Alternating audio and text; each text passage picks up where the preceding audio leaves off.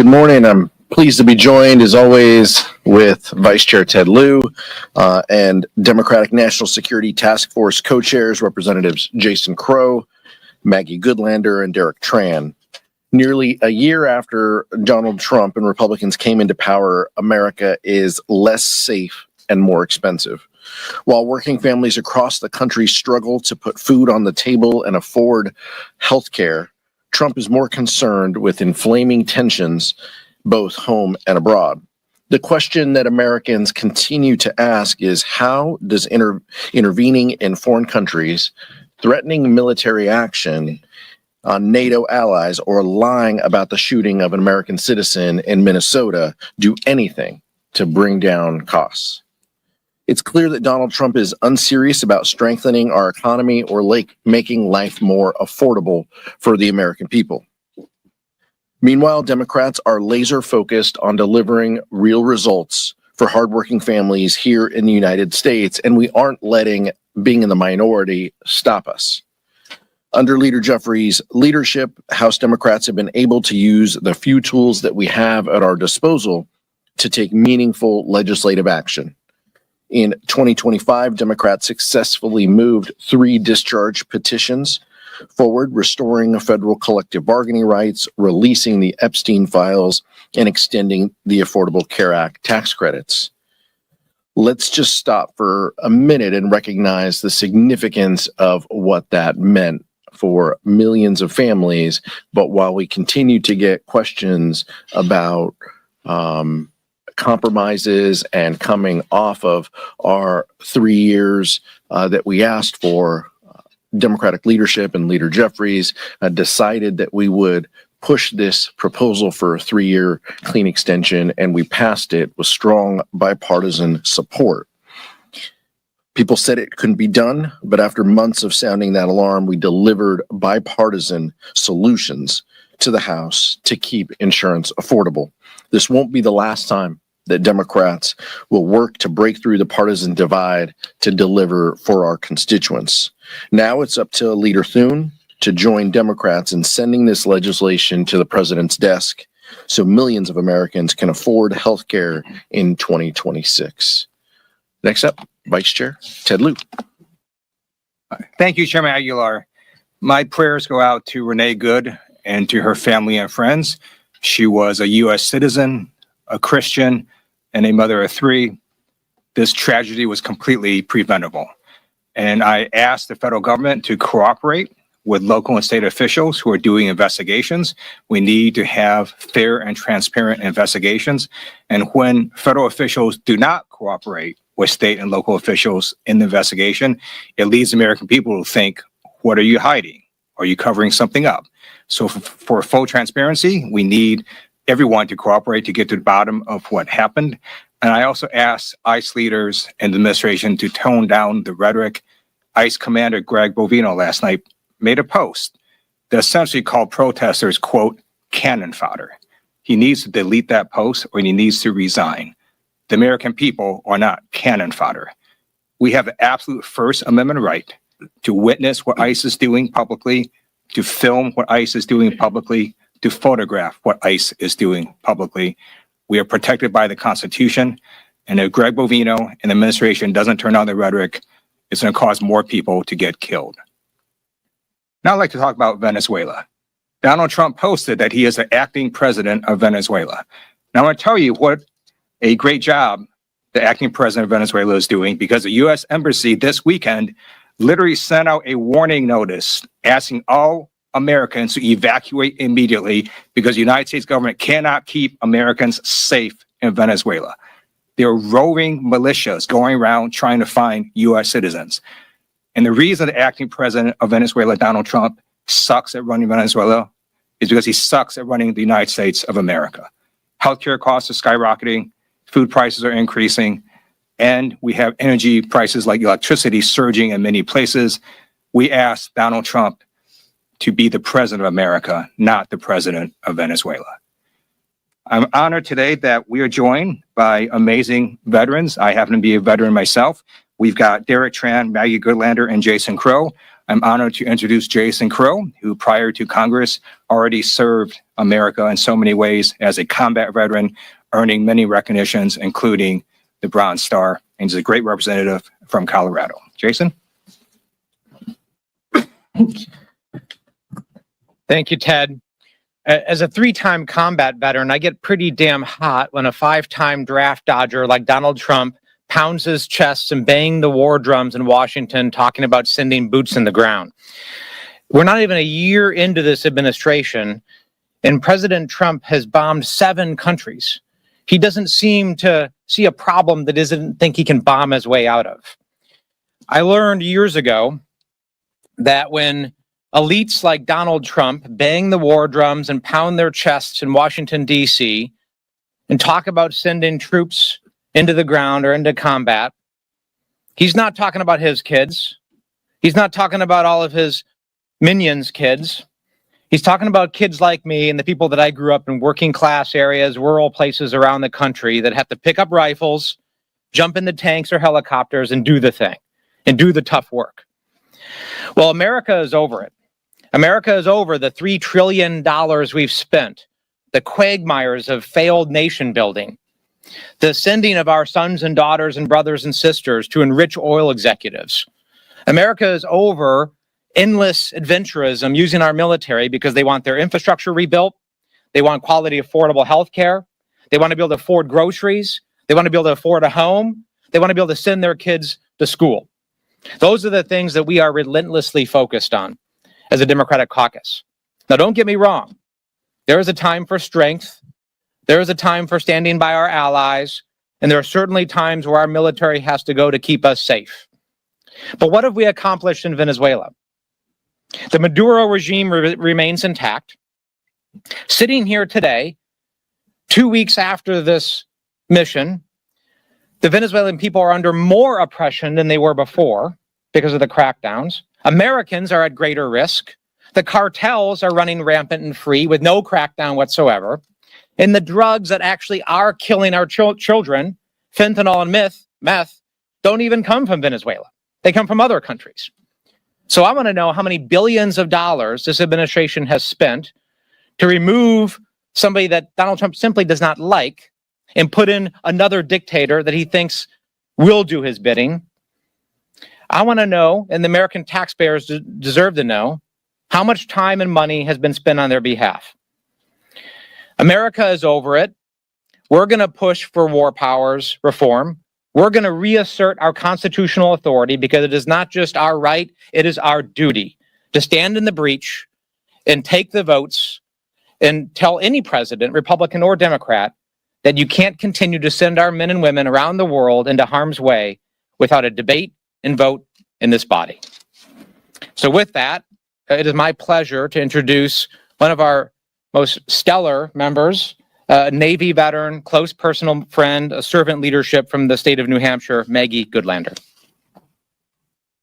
Well, thank you, Congressman Crow. Thank you, Chairman Aguilar, Vice Chair Liu. My grandfather used to talk about the 6 Ps. Prior planning prevents piss poor performance. Those are important. We're here, I think what brings us here today are the 3 Cs: the Constitution, common sense, and costs. The Constitution is the document that binds us across generations as Americans. It is a document that contains our highest ideals, but at bottom, it's a job description. And one thing that's crystal clear is that under our Constitution, it is Congress, not the President, not the Department of Justice, not the Department of Defense, and it is the Department of Defense because Congress has not changed the name of that department. It is Congress, crystal clear, that has the responsibility, the sacred responsibility to declare war.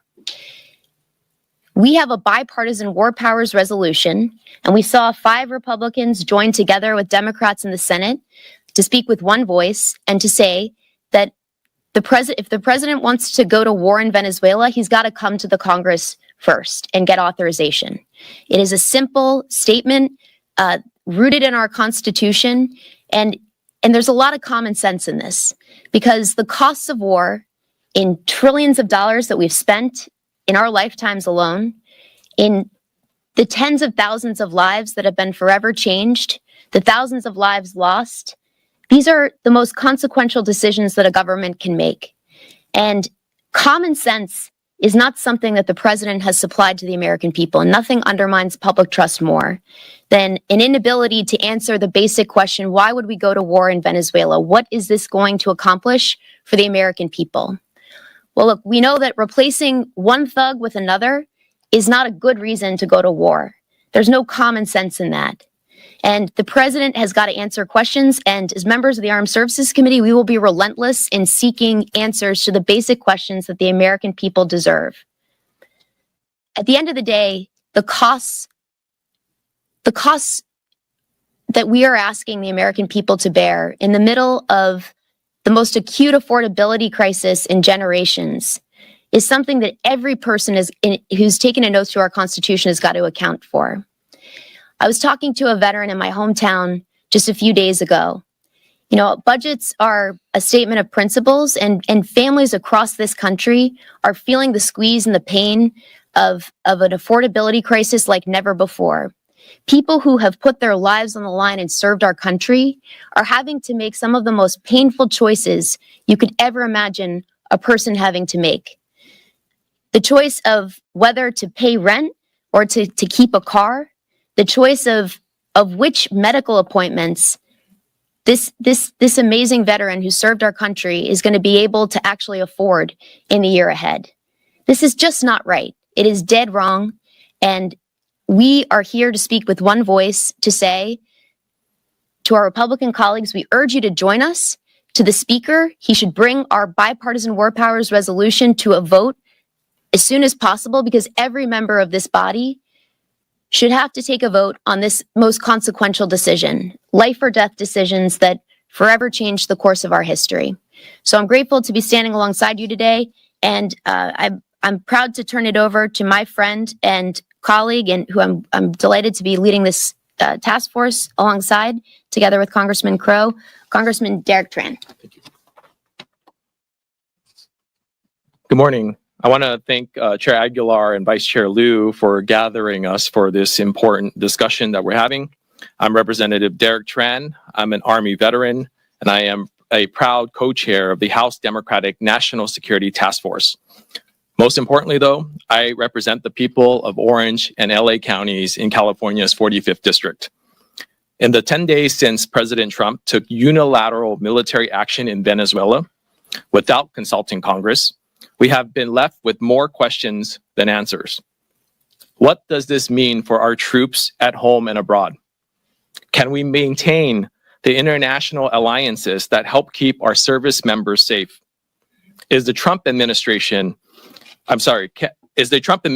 more concerned with the needs of oil companies than the American people? Look, when I enlisted in the Army Reserve when I was 18 years old, I did so because I'm a proud American. When my president sends my brothers and sisters into harm's way, we have to trust that he's acting in the best interest of the American people. Not for oil profits, not for big donors, not for the next election. What my families in my district is begging for is relief at the grocery store. They need childcare that doesn't break the bank. They are begging for houses that they can afford and healthcare that does not drain their life savings. The people on this stage is ready to get to work. House Democrats are ready to get to work. We're not going to stand for another costly forever war while our constituents struggle to pay their bills. Thank you so much, and I yield to the chairman for questions. Thank you, Derek. Questions? Nick? I want to ask about DHS funding. What is the posture of the caucus now towards a year-long CR on DHS funding versus putting conditions somehow through negotiation? Well, we like passing appropriations bills, but the appropriations bills have to be fair. They have to have reasonable allocations. Democrats put additional language forward to our colleagues on the other side of the aisle. It's not language that they could support, and so ultimately the Homeland bill fell out of the package that we have in front of us this week. We want accountability and oversight. I know Donald Trump and Kristi Noem and their friends do not want accountability and oversight, but House Democrats want accountability and oversight to ICE. They should have to notify Congress. They should have to come to Congress. They should have to continue to testify to Congress as to what they are doing. But more importantly, they need to look out for the American people. Right now, they are terrorizing people in the streets of this country. They are hurting innocent individuals. They are detaining U.S. citizens. They are killing people. That's what House Democrats want answers to. And if DHS isn't willing to provide those answers, Democrats will continue to use every tool we can in order to push for them. So it is not part of the package. It could be in front of us in future packages. That's a decision for Rosa DeLauro and Tom Cole. Michael. Thank you, Mr. Chair. President Trump will be in Detroit today. Speaking on the economy, I wanted to get your reaction to the fact that he's now kind of turning his attention away from all of the international affairs that he's been focused on for most of the last year, and will now be trying to focus on the economy and put forward a lot of affordability proposals that he believes will help Republicans as you all head into the midterm. Yeah, I think we'll see, Michael. He tends to distract himself when he starts talking about affordability. But if he wants to talk about how we lower the costs that people face, whether that's credit costs or housing costs, Democrats are all ears. Pleased that he picked up the phone and called Elizabeth Warren after her speech yesterday. If he wants to meet with House Democrats or Senate Democrats, I would imagine he knows how to find us. And we will carry forward our focus and our mission on lowering the costs that people face. But if he is set on using the Department of Justice to weaponize, to go after the Fed chair, look, we're not in for that.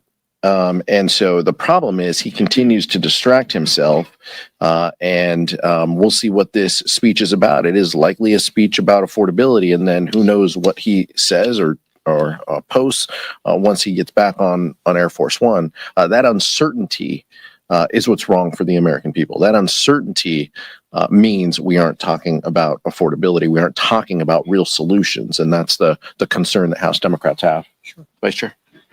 Donald Trump lies all the time. He just recently said he doesn't remember saying he was going to give $2,000 stimulus checks to all Americans, which he did say, by the way. Now he's backtracking on that. And then he's going to go to Detroit. I don't know why we would take what he says seriously, because it's his policies that are jacking up prices. His tariffs have increased the prices on cars. His tariffs have increased the prices on food. His tariffs have increased the prices on a number of items people brought during the holidays. So unless he reverses his policies, these prices are going to keep on increasing and increasing and increasing. And his focus is elsewhere as acting president of Venezuela. Questions? It goes to hear that the Republican majority has grown increasingly slim. There's a number of purchasing attendance issues on the Republican side, which has effectively gotten rid of the margin. What's the Democrat strategy? Or is there one to ensure full attendance on every single vote to maybe take advantage of this? Our strategy is simple. Show up and vote if it can help the American public. We talk about it, every day in every meeting, and pleased that House Democrats showed up. 213 House Democrats showed up last week to lower the healthcare costs for the American people. It's those types of wins that are so beneficial to lower the costs, as the vice chair said, that people face. It's up to Republicans as to whether they want to work with us or not. 17 Republicans joined those efforts in that discharge petition. But we're going to keep showing up and coming to work, and that's what we'll continue to stress to our colleagues. Today, the Clintons announced that they will not be following the subpoena with the House Oversight Committee. What is the caucus's reaction to the Clintons' decision, and what's the path going forward? I don't think there's any oversight, Democrats here, but that's a decision that obviously we just saw. Republicans continue to distract from the American people. They continue to want to focus on what doesn't matter. This is the same group that said for months they didn't want to release the Epstein files and that nothing was there. And so now they want to embrace this and score political points with testimony. That's a decision for the Clintons to make. But House Democrats are focused on, one, the administration carrying out the law to release the Epstein files, no matter what they say or who they name. But scoring political points and bringing people in for testimony, that's just something that House Republicans want to do to take our eye off the ball, take the American people's eye off the ball. On the congressional stock trading, obviously it's getting a markup tomorrow. I know that there are a number of members in your caucus who are very disappointed that it's not as robust as the bipartisan ones that they agreed to. However, Republicans are arguing that at least it is something. Do you have a sense on whether are you encouraging Democrats to vote for this? Is this being whipped at all? Did it come up in conference today? Didn't come up today. This is obviously something that's coming before the House Administration Committee. We will follow the guidance and follow closely the questions that are asked in the markup from House Administration Democrats. We were serious about stamping out corruption in Congress. There are Republicans in Congress who are trading stocks on healthcare while they're voting to cut healthcare. These are things that the American people feel are shameful and awful, and everything that's wrong with this institution. And I don't know if additional disclosure is enough, but we will look at the package. We will judge it on its merits. We will look at the questions and the amendments that are offered within committee. And as a caucus at that point, we will have a discussion as to where we go. We're a little early in that process, but count me in that category that is that wishes that it would have been a more robust package. But we'll see what emerges out of committee. The president has just said that help is coming to Iran. How worried are you that we're about to see another military intervention without congressional oversight? And what do you say to the Iranian people who want America to intervene? I'll ask Vice Chair and maybe Representative Crow to also chime in. The people of Iran are bravely standing up and speaking out against this brutal regime, but the president does not have the authority to go in, and this is part of this pattern. We don't know if this post is policy, but it's something that all of us are very mindful of, and we want the people of Iran to be safe.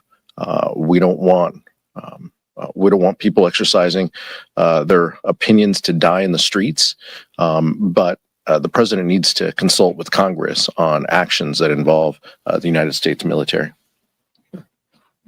I agree with Chairman Aguilar. We should absolutely support the people of Iran. They are fighting back against a brutal regime that has repressed them. It's killed them. This regime is now experiencing what happens when you're authoritarian and repressive. The people are going to rise up, and we should do everything we can. Now, if the president wants to use military force, then under our Constitution, that requires authorization from Congress. And I'm sure Congress is happy to have that debate, but you got to have that debate. You can't just use military force without congressional authorization. Well, we completely stand with the people of Iran who are yearning for freedom and democracy. I mean, they are victims of this oppressive, violent regime, and there are many ways for us to support the Iranian people short of military action, because it's not in America's best interest to start a war with Iran. In fact, it's not even in the Iranian people's best interest for the United States to go to war with Iran. It is highly unfortunate, though, that the Trump administration and Donald Trump have spent the last year dismantling many of the tools and the agencies and the departments and the things that we have at our disposal to support the Iranian people and the people around the world who are in exactly this type of situation. Like U.S. aid, like our communications capabilities, so many of the tools, the soft power tools of the United States government that we would use to support people who are yearning for freedom and democracy have been dismantled and gutted by this administration. That said, there are still mechanisms to support short of war. And this is exactly the point why we're standing here, is we don't believe that this administration or any administration should start a war with a foreign country unless this body debates it and votes on it. That's exactly why for 20 years we spent trillions of dollars and thousands of American lives and failed in nation building, and it ended poorly, right? So support the Iranian people, do so with the tools that we have available, but military conflict would not serve the interests of the Iranian people or the American people. We're back. Republican Study Committee released their framework for a reconciliation 2.0 bill today, and I wanted to get your reaction to that and whether you think a reconciliation bill is something that Democrats are going to have to contend with this year heading before the midterms. That's something for Republicans to debate and discuss. We will respond if that's the route that they go. But what we won't stand for is their continued assault on healthcare to pay for tax cuts for their billionaire cronies and friends. They cut $1 trillion of out of the healthcare budget. We said that was what was going to happen when they talked about reconciliation. 10 months ago here in this room, we said they were going after Medicaid. Steve Scalise goes on the floor. He says, nowhere in this budget document does it say Medicaid is cut. We knew they were going to cut it. If that's what's going to happen, count us out. If this is just a project that Republicans want to do to make themselves look good so they can say that they're talking about healthcare, count us out. If this cuts costs that their billionaire friends have to pay and reduces taxes, count us out. But if they want a process that's about bipartisan solutions, we've proven time and time again, including 3 times just in the last few months, that we're willing to go through that process. Last question.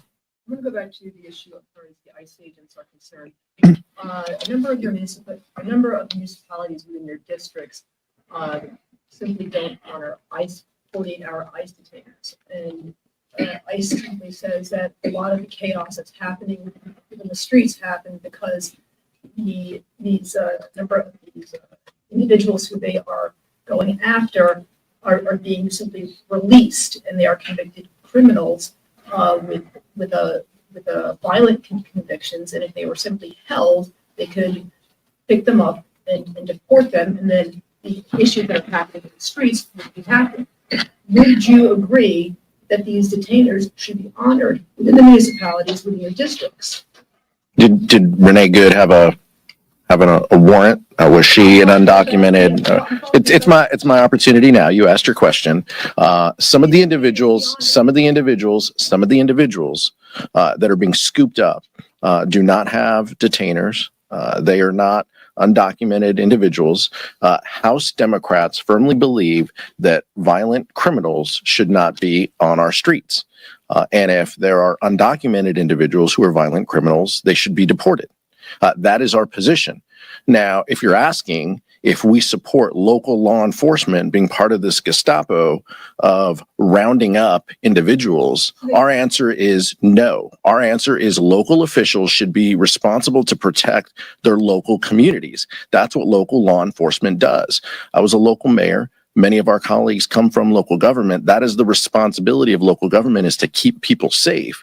The federal government's responsibility is to exercise what you're talking about, and that's the job that we take issue with in this case with ICE. They have an ability to detain and they have an ability to deport folks. It should follow a process. It should include getting warrants for individuals, judicial warrants, not fake phony ICE warrants, when they want to grab somebody. They have a process to do that, and it should be to use the courts in order to execute warrants that keep this country safe. They are choosing not to do that. They are choosing chaos in the streets. They are choosing lawlessness. That's what they are choosing. And so it's our job to provide accountability and oversight when they aren't following the law. House Democrats stand behind that. We won't apologize for that. Thank you so much.